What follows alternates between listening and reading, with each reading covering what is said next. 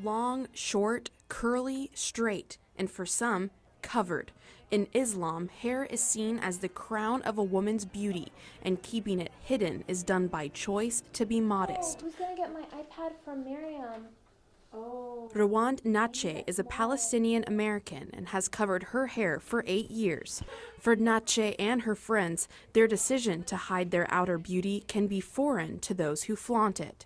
I feel like people treat me like a disabled person, as in that they see a disabled person and they automatically try not to react or look or stare. Nache says even though she covers her hair, she has nothing to hide. Or racist or anything like that. So usually people notice me but try not to notice me.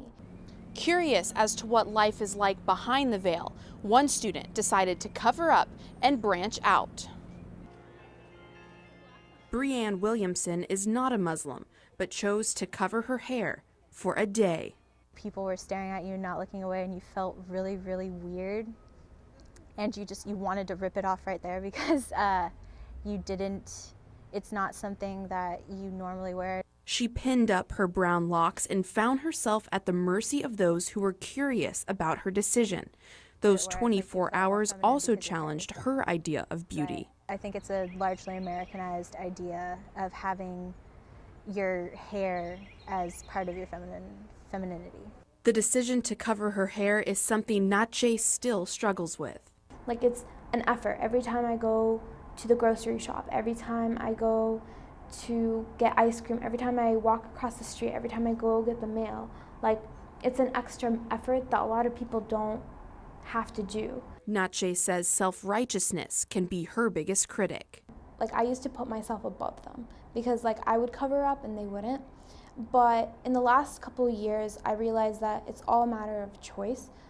I choose to wear this. I shouldn't infringe what I wear on other people. It was when Williamson decided to cover up publicly that she began to learn who she was internally.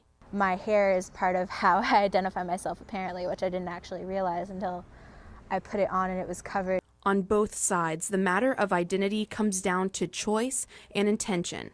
If they identify with the hijab, taking it off is going to make them feel repressed because they're not being themselves. At the end of the day, both remove the scarves, but only one will put it on again tomorrow. Between the two of them, the only difference is what the world sees. Inner beauty and empathy cannot be covered up, even by a veil. Leah Harding, WUFT News.